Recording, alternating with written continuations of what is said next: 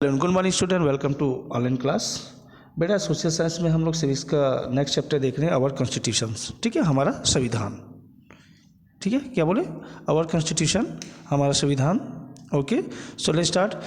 In history you will study that how Indians were the collaborated for independence against British government, and the movement was known by the name of struggle for independence.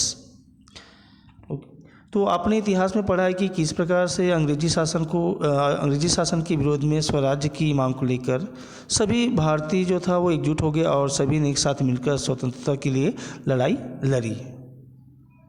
ठीक है, people from the different background of India joined together for the struggle of independence. They went to the prisons together and the protested against the Britishers differently. स्वतंत्रता आंदोलन में भारत के अलग अलग परिवेश के लोग शामिल थे। वे एक साथ जेल गए और उन्होंने अलग अलग तरीक़ों से अंग्रेज़ों का विरोध किया।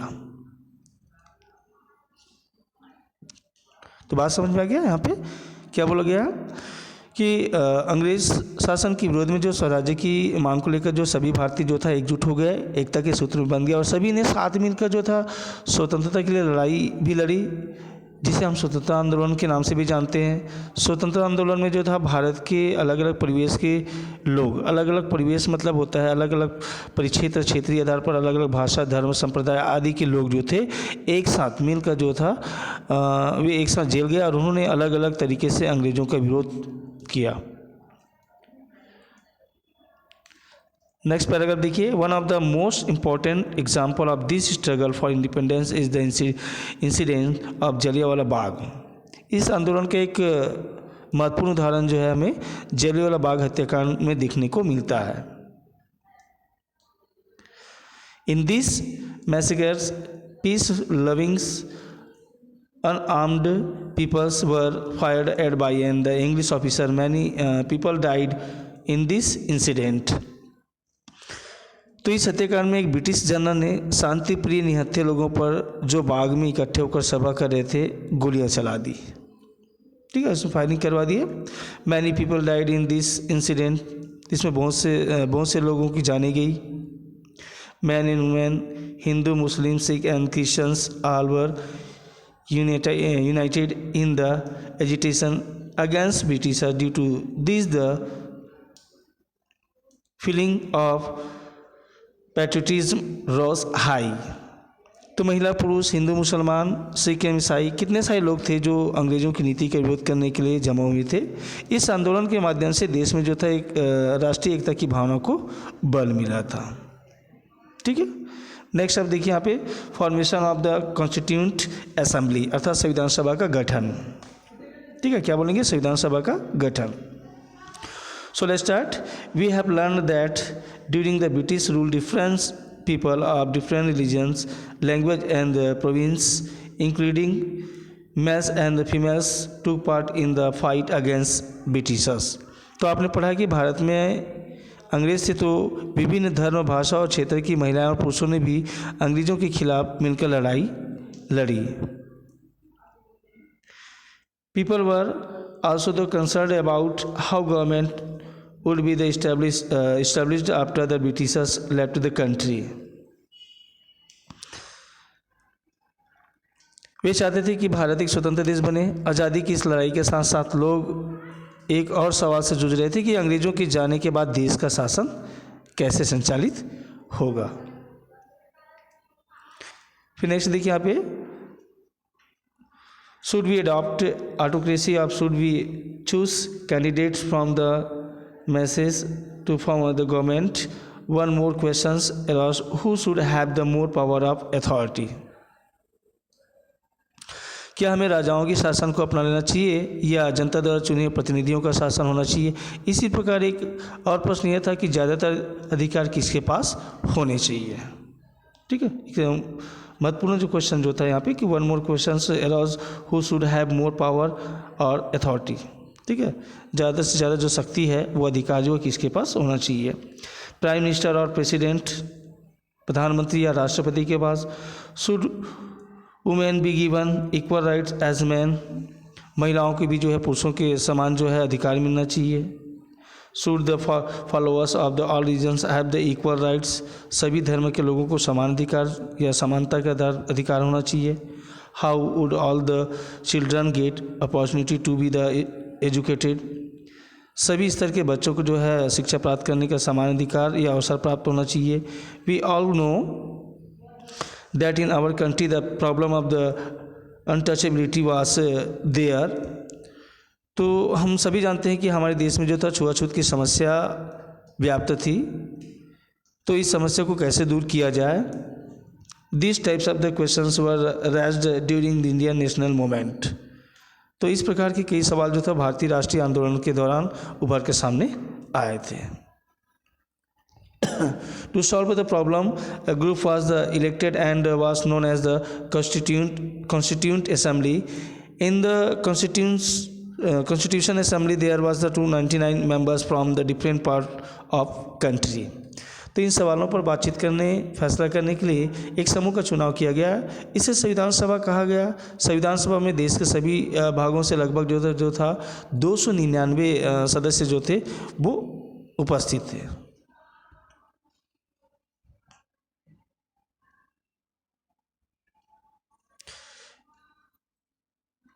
नेक्स्ट यहाँ पे The job of the Constituent Assembly was to write constitution. Constitution is the collection in which the law, the right, and the duties are written in such a manner that outline the system and the social ideals, values are written in it। तो संविधान सभा का काम था संविधान लिखना। संविधान नियमों का वह संकलन है जिसमें हमारे देश की व्यवस्था की रूपरेखा, हमारे सामाजिक आदर्श लिखित है। In Constitution Assembly, different issues were discussed thoroughly. These discussions extended for 3 years and then only the Constitution of India was formed। तो संविधान सभा में कई समस्याओं का विस्तार से चर्चा की गई। यह चर्चा लगभग 3 साल तक चली, तब जाकर हमारा संविधान का निर्माण हुआ। On 26 January 1950, Constitution of the India was amended and established। तो यह संविधान जो था भारत में जो है 26 जनवरी 1950 को लागू किया गया। ठीक है, तो एक्चुअली जो है हमारे संविधान को बनने में जो टाइम लगा था वो था 2 years 11 month 18 दिन। ठीक है, 18 डे क्या हुआ, 2 years 11 month and 18 डे, तो 2 साल 11 महीना 18 दिन लगा था। ओके, नेक्स्ट यहाँ पे प्रियम्बल ऑफ इंडियन कॉन्स्टिट्यूशन का दिया हुआ है यहाँ पे। ठीक है, जिसके हम लोग कहते हैं यहाँ पे भारत के संविधान की उद्देशिका। ठीक है, ये जो उद्देशिका जो है आपका प्रियम्बल जो है वो हमारे कॉन्स्टिट्यूशन के जो फ्रंट पेज पर है। यहाँ पे क्या बोला गया देखिए यहाँ पे कि we the people of India, हम भारत के लोग, with the people of India, हम भारत के लोग, having solemnly resolved to the constitute India into the sovereign, socialist, secular, democratic republic and to secure to all its citizen।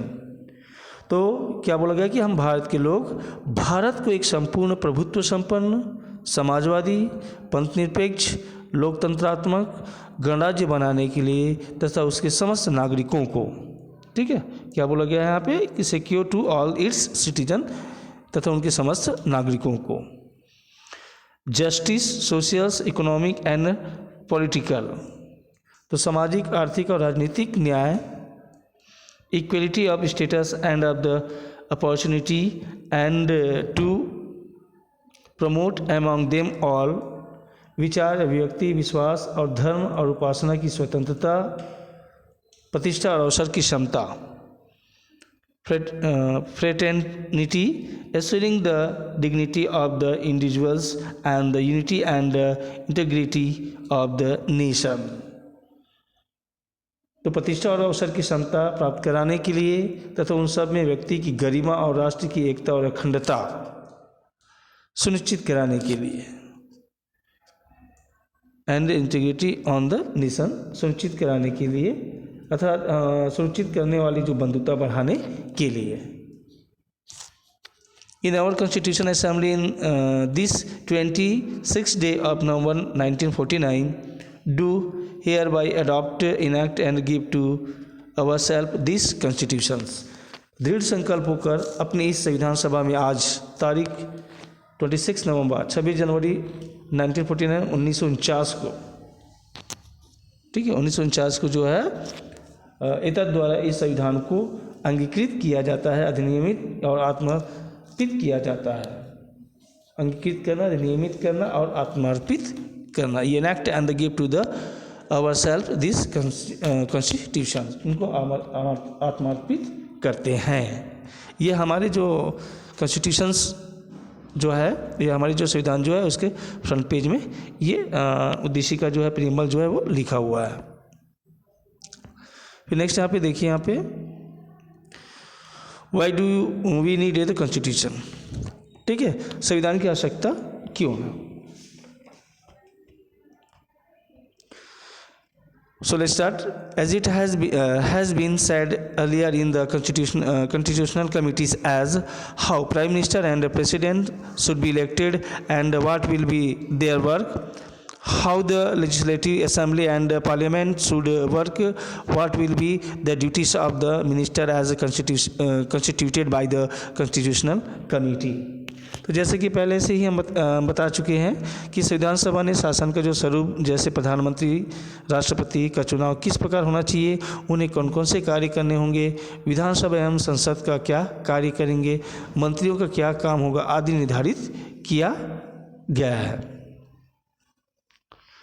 And also it was important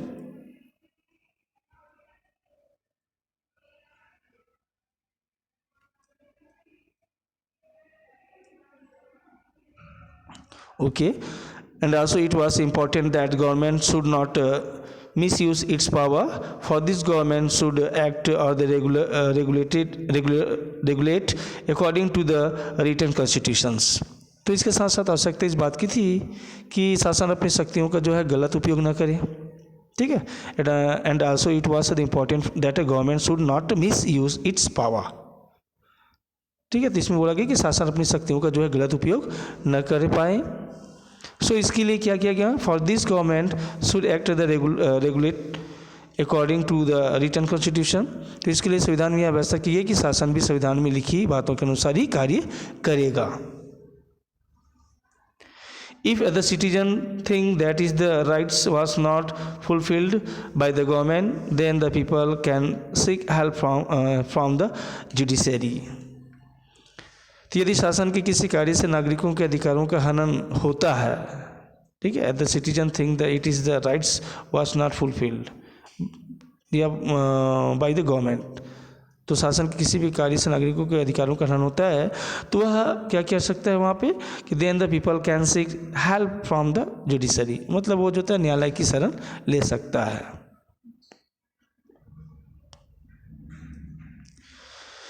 Few years later, municipality of the Mumbai started removing slums and the people staying at footpaths. About 50,000 people were removed. The people residing in these slums took the matter to the judiciary's court and the case was registered. तो कई साल पहले मुंबई नगर निगम ने फुटपाथों पर रहने वाले करीब 50,000 लोगों को हटाने की व उनकी झुग्गी झोपड़ी जो होते हैं वो नष्ट करने की कोशिश की। इस कार्यवाही के विरुद्ध बस्ती में रहने वाले लोगों ने क्या किया, न्यायालय में मुकदमा दायर कर दिया। But afterward their lawyer gives decisions that until and unless the second option for their living is met, they would not be the shifted or removed.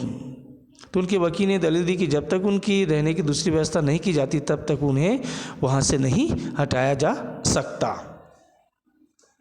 Supreme court gave the decision that these slums should not be destroyed. If destroyed, they should be given another place for their residence. तो उच्चतम न्यायालय ने यह आदेश दिया कि झुग्गी वासियों के घरों को नष्ट करने से पहले उन्हें किसी और जगह पर बसाया जाए, तभी उसकी जो झुग्गी झोपड़ी जो उनको डिस्ट्रॉय किया जाएगा। Now last paragraph, In this way we can see that how Supreme Court has restricted the government. इस प्रकार हमने देखा कि किस प्रकार से न्यायालय ने सरकार के मनमानी पर अंकुश लगाया. So due to these rules and regulations, people of the nation of any religion, language and ideas have faith in this constitution. तो इस प्रकार के नियम कानून के कारण देश में निवास करने वाली विभिन्न जाति, धर्म, भाषा और विचारधाराओं के लोगों का संविधान पर विश्वास बना हुआ है. Because in that the equality to all is discussed, we all obey the rules and the regulations. It promotes peace and integrations. So due to the constitution we get an inspiration for building a better society.